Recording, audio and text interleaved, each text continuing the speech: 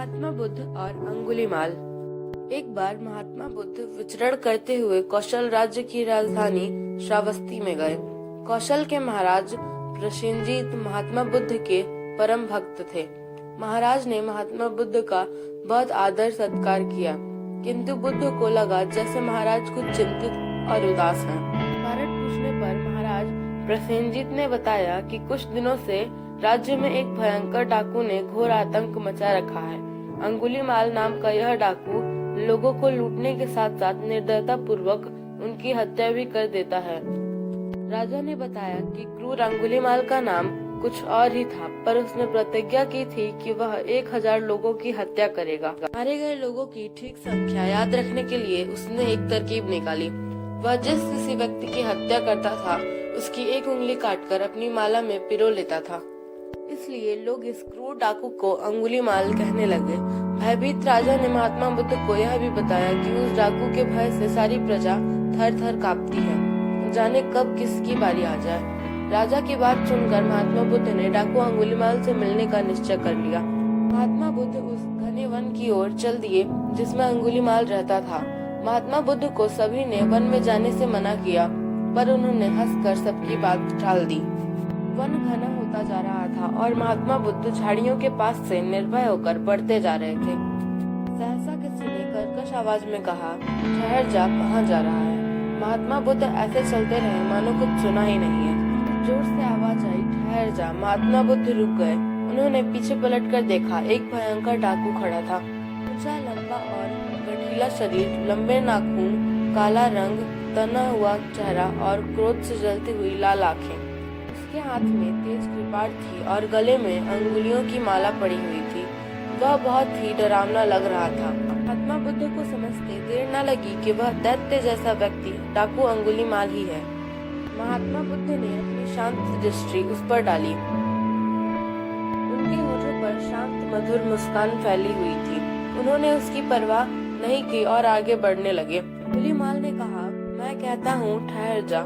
महात्मा बुद्ध ने अत्यंत मधुर वाणी में कहा, मैं तो ठहर गया, पर तुम कब ठहरोगे?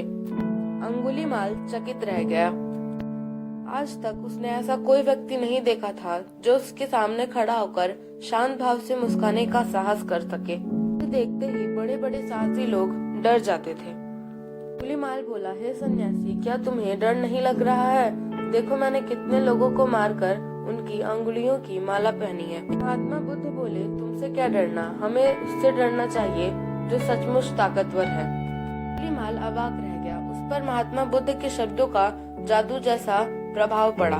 एक बार उसे ऐसा लगा जैसे किसी अनजानी शक्ति ने उसका हृदय बदल दिया हो। वह महात्मा बुद्ध के सामने घुटने टेक कर झुक गया और बोला, भगवान, मैं आपकी बात नहीं समझा। महात्मा बुद्ध बोले, अंगुलीमाल, जीवन स्वयं ही दुखों से भरा है। तुम अपने कर्मों से उन दुखों को और बढ़ा रहे हो। मैं तो बुद्ध होकर जीवन के इन दुखों से छूट गया, पर तुम इस पाप पूर्ण जीवन से कब छूटोगे? अंगुलीमाल महात्मा बुद्ध की बातों को ध्यान से सुनता रहा।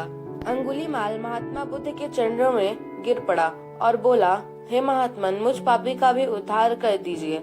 अज्ञानवश मैं भटक गया था, मुझे प्रकाश दिखाइए। महात्मा बुद्ध ने अंगुलीमाल को प्रेम और करुणा का उपदेश दिया, अपना शिष्य बना लिया।